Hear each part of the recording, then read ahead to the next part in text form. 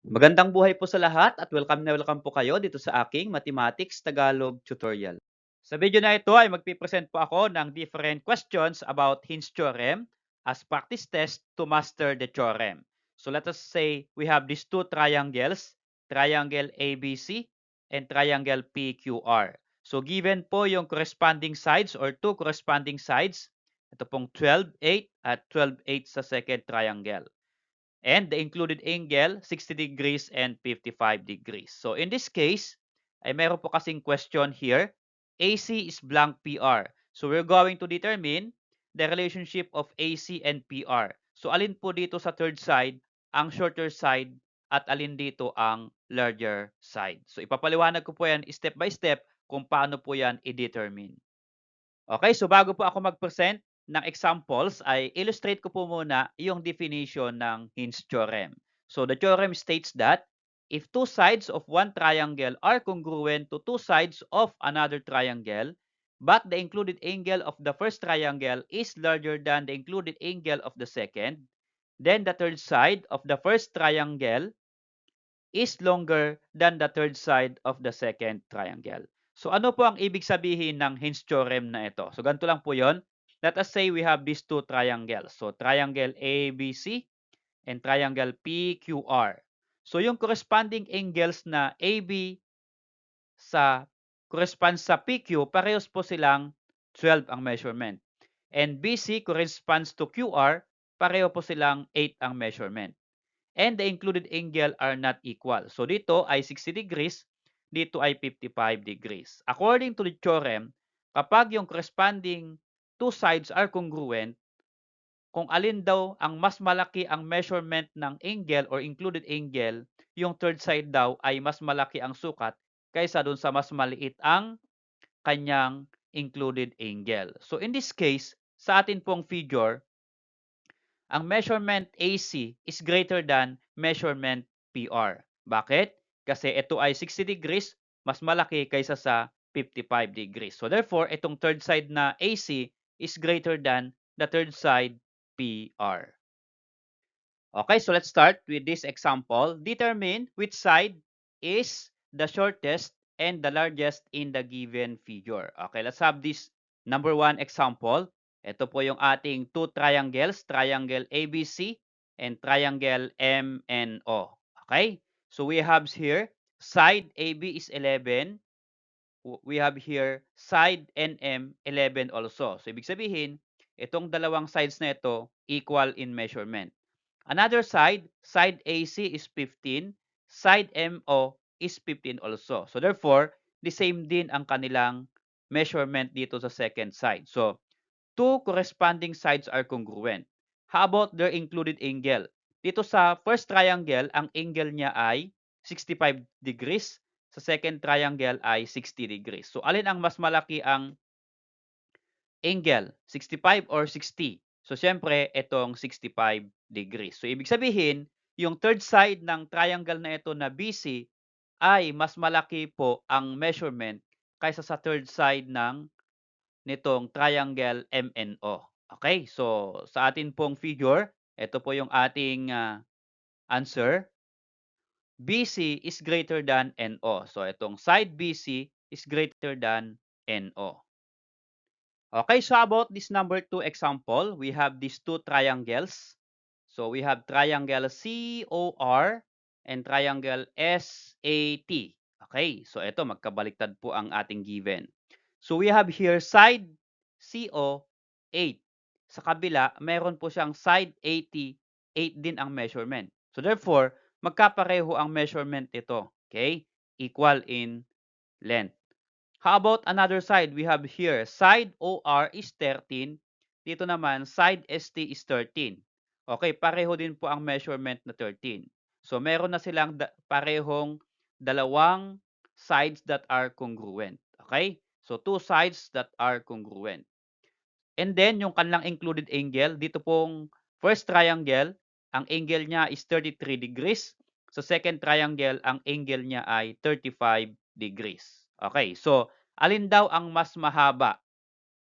Yun bang side CR ng first triangle o yung side SA ng second triangle?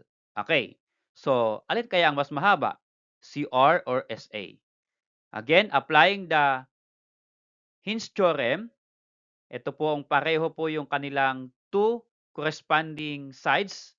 Congruent po sila. So, ang included angle dito ay 33, ang included angle dito ay 35. So, alin ang mas malaki, 33 or 35? Ito pong 35. So, therefore, itong CR ay mas maiksi ang sukat kaysa dun sa SA. O mas malaki ang SA kaysa sa CR. So, dito nauna yung CR na binanggit dito. So, CR or line segment CR is less than line segment SA. Okay? So, mas maiksi po ito kaysa itong SA. Okay, so about this number 3 example. So, we have these two triangles, MAN and triangle COR.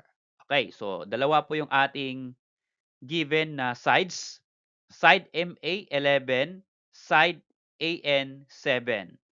Side OR, 11. Side CR, 7. So, notice, itong dalawang sides are equal in measurement. They are congruent. So, meron tayong 7, 7, 11, 11. Okay. So, ano yung kanilang included angle? So, the first triangle, 67 degrees. Second triangle, 64 degrees. Okay. The question here is, we're going to determine itong third side MN at CO, alin dito ang mas mahaba. Okay?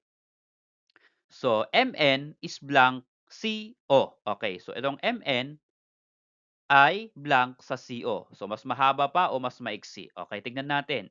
So, alin ang mas mahaba? 67 or 64? Natural, mas malaki ang 67 degrees. Okay? So, therefore, this third side MN is greater than the third side CO. Kasi ito ay 67, ito ay 64. So, MN or side MN is greater than side CO. Okay, so about this number 4 example, we have these two triangles, MRC and KGP. Okay, so this example, number 4 example, wala pong given na measurement, kundi ang given dito ay side or markings ng side. So ito ay Mark 1 sa kabila, Mark 2, Mark 2. So ano po ang ibig sabihin? Itong Mark 1 na ito equal in length, itong MC is congruent to KG kasi parehas po sila na may mark na 1. Ibig sabihin magkasing haba. At ito naman MR at PG magkasing haba din kasi may mark po silang parehong number 2. Okay. So ibig sabihin congruent din in length or measurement. Okay, so meron po silang included angle. Itong first triangle 62 degrees, second triangle 58 degrees.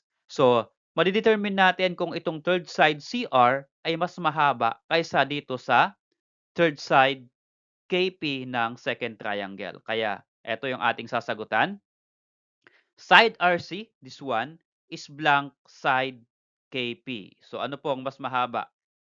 RC or KP? Since ito ay 62 at ito ay 58, mas malaki po yung 62. Ibig sabihin, mas mahaba po itong CR. So, CR or RC is greater than side KP. Okay, so about this number 5 example. So, we have these two triangles. Okay, triangle COE and MOE. Okay, so meron po silang congruent side here. Side CE is congruent to side ME. So, pareho po in length.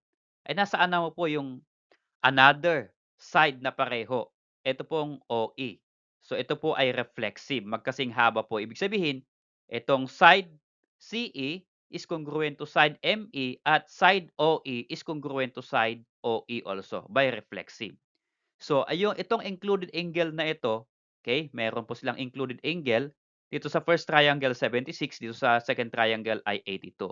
Ang question dito ay, ito yung kanilang third side CO at MO or OM. Alin dito ang mas mahaba? CO nga ba or OM or MO? Ito ay 76, ito ay 82. So, mas malaki po yung 82, kaya ito pong third side OM or MO ang mas mahaba. Okay, so naunang binanggit yung CO. So, CO is less than side MO. So, mas maiksi po ito kasi mas maliit, mas mahaba po ito kasi mas malaki yung angle. Okay, so salamat po sa inyong panood. Kung nagustuhan mo yung video na ito, please click like and subscribe kung bago ka pa lang po dito sa aking channel.